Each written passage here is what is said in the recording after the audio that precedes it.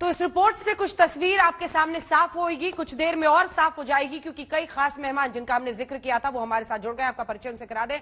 संबित पात्रा जी राष्ट्रीय प्रवक्ता भारतीय जनता पार्टी के जुड़ गए हैं। सुरेंद्र राजपूत जी नेता कांग्रेस पार्टी के।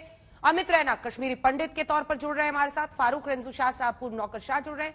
सलमान निजामी जी कश्मीरी एक्टिविस्ट के तौर पर हमारे साथ जुड़ रहे हैं। अहमद अयाज राजनीतिक विश्लेषक के तौर पर हमारे साथ चर्चा में जुड़ रहे हैं। लेकिन बड़ी खबर आपको बता दें, महबूबा मुफ्ती ने संबित पात्रा जी आपकी पार्टी को देश को बांटने का जिम्मेदार ठहराया है।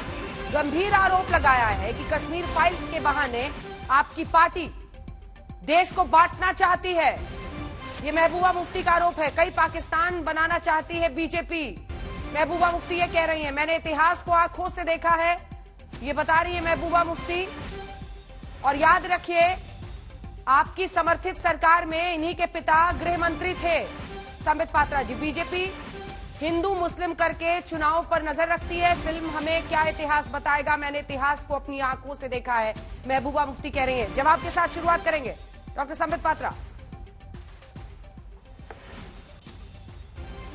देखिए अंजना जी, अभी आपने महबूबा मुफ्ती जी ने क्या कहा वो बताया। हाँ। कि अगर कश्मीर फाइल्स दिखाया जाएगा तो कहीं न कहीं कई पाकिस्तान बन सकते हैं और ये भारतीय जनता पार्टी साजिश कर रही है। मुझे आप बताइए अंजना जी, अगर 32 साल पहले जिस प्रकार की हत्याएं हुई थी, जिस प्रकार का बलात्कार हुआ था, जिस प्रकार का माहौल कश्मीरी हिंदुओं के प्रति अपनाया गया था, अगर उस सत्य को आज बताया जाएगा तो देश में कई पाकिस्तान बन जाएंगे। हम इतना भी मादा नहीं रखते हैं, कुछ कम्युनिटी के लोग इतना भी मादा नहीं रखते हैं कि वो सत्य को स्वीकार कर सके, सत्य को देख सके। मुझे तो आश्चर्य होता है, ये वही महबूबा है। और केवल महबूबा जी अकेली नहीं है, ऐसे बहुत सारे वो लोग हैं जो आज पाकिस्तान की दुहाई दे रहे हैं। कम्युनिटी बोला आपने, कौन सी कम्युनिटी? ये जो तथाकथित लिबरल्स मीडिया में भी हैं, कुछ मीडिया में भी मीडिया के कर्मी, कुछ जो पीस के कॉटेज इंडस्ट्री वाले जो कम्युनिटी वाले हैं ना, जिनको 32 वर्ष तक यासीन मलिक यासीन साहब के रूप में नजर आ रहा था। मैं आपको ऐसे क्लिपिंग्स दिखा सकता हूं मीडिया में जहां अव्वल बड़े बड़े पत्रकार यासीन मलिक को, यासीन साहब प्लीज पानी पीजिए, प्लीज चाय पीजिए, and he was introduced in one of the conclaves as the youth icon of India. Yasin Malik को मीडिया के बड़े बड़े पत्रकारों ने यूथ आइकॉन ऑफ इंडिया के रूप में प्रोजेक्ट किया था। मैं उस कम्युनिटी की बात कर रहा हूं जो बिकी हुई कम्युनिटी है, जिन्होंने हिंदुओं के दुख के विषय में कुछ नहीं सोचा और आज हमें बता रहा है कि पाकिस्तान बन जाएंगे। क्यों पाकिस्तान बन जाएंगे? सत्य दिखाने से पाकिस्तान बन जाएंगे?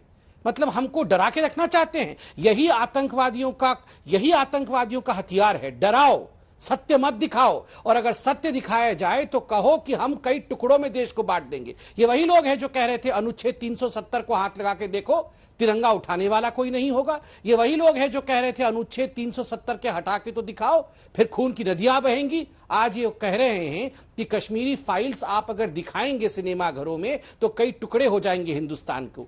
मैं कहना चाहूंगा, हिंदुस्तान को धमकाना बंद करिए, हम सत्य देखेंगे। और मैं आज धन्यवाद करता हूं विवेक अग्निहोत्री जी का और उन तमाम लोगों का जिन्होंने 32 वर्ष के बाद इस दर्दनाक सत्य को हमारे सामने रखा। मुझे आप बताइए, शिंडलर्स लिस्ट में यहूदियों के ऊपर, ज्यूज के ऊपर जो आतंक हुआ, उस सत्य को दिखाया गया। क्या विश्व में कहीं ये डिबेट, ये डिस्कशन हुआ कि नहीं, मत दिखाइए? हिटलर ने जो आतंक किया उसको मत दिखाइए। और अंजना जी, अंत में 20 सेकंड लेके एक महत्वपूर्ण बात कहूंगा।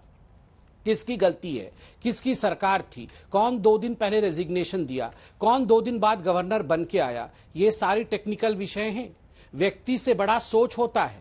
यहां जो इस्लामिस्ट जिहाद का सोच है कि आज हम संख्या में गरिष्ठ हैं, आज हम संख्या में अधिक हैं, इसलिए 2% कश्मीरी हिंदुओं को सर उठा करके घाटी में जीने का अधिकार नहीं है। आज मैं कहूंगा, इस पिक्चर के माध्यम से, इस मूवी के माध्यम से इस सोच पर से पर्दा हटा है और इस सोच पर गहन चिंतन हो रहा है।